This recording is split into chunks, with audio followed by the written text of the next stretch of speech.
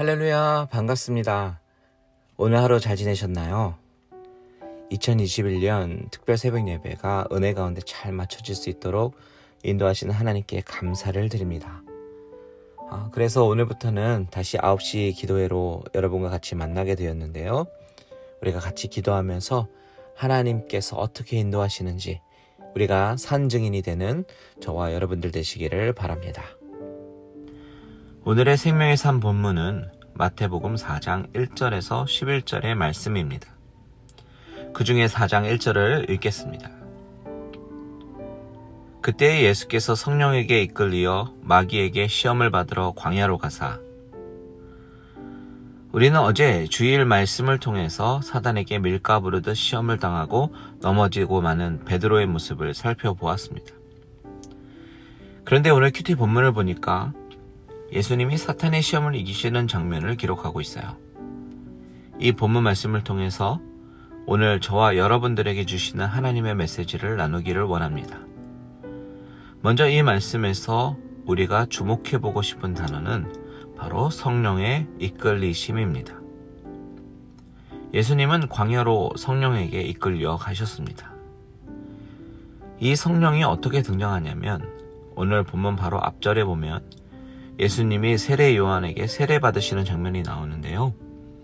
하늘이 열리고 성령이 비둘기같이 내려서 주님 자신 위에 임하시는 것을 주님은 보셨습니다. 그때 어떤 소리가 들립니까? 이는 내 사랑한 아들이요 내 기뻐하는 자다 라는 음성이 하늘로부터 들렸습니다. 삼위일체 하나님이 동시에 등장하시는 장면이지요. 성부 하나님은 음성으로 성령 하나님은 비둘기같이 임하십니다. 그리고 나서 바로 오늘 본문 4장 1절은 그때에 라고 구절을 시작합니다. 즉 세례 받으시고 성령이 비둘기같이 임하시고 하늘에서 소리가 들린 그때에 라는 뜻입니다. 주님은 본격적인 사역을 시작하기에 앞서 세례를 받으시고 성령의 충만함을 입으시고 성부 하나님으로부터 사랑을 확증받으셨습니다. 이 그림은 마치 운동장에서 경기를 할 때 요의 준비 땅 하면서 주님의 구속사역이 본격적으로 시작됨을 알리는 총성과 같은 그런 느낌을 줍니다. 그런데 딱 시작하자마자 예수님은 성령에 이끌려서 광야로 시험을 받으러 가셨습니다. 그리고 그 시험에서 승리하셨습니다.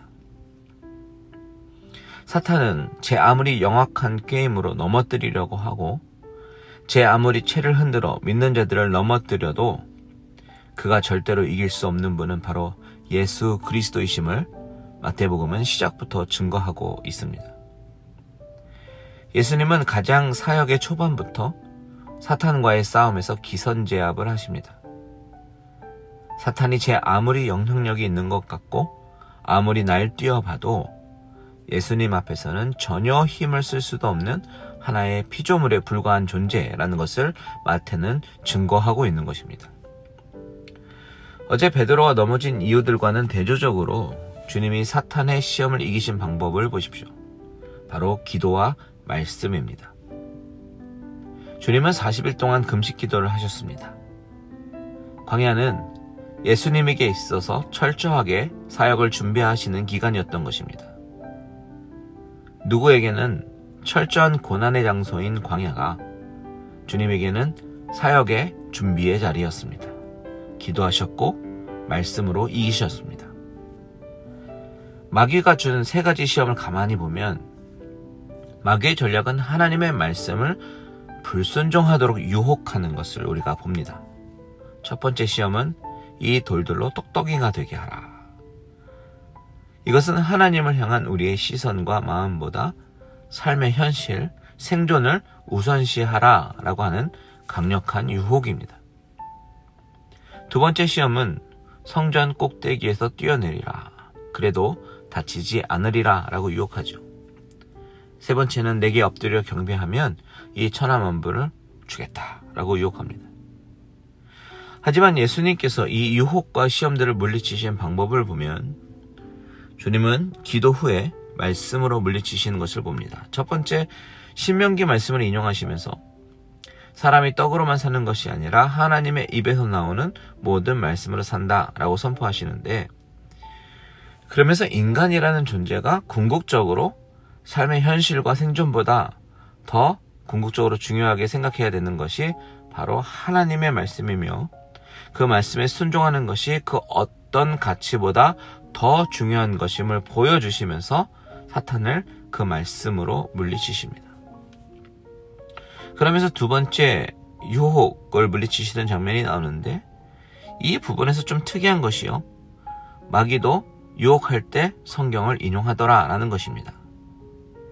마귀는 시편 91편 11절과 12절을 인용하면서 그가 너를 위하여 그의 사자들을 명하시리니 그들이 손으로 너를 받들어 발이 돌에 부딪히지 않게 하리로다 라고 유혹합니다.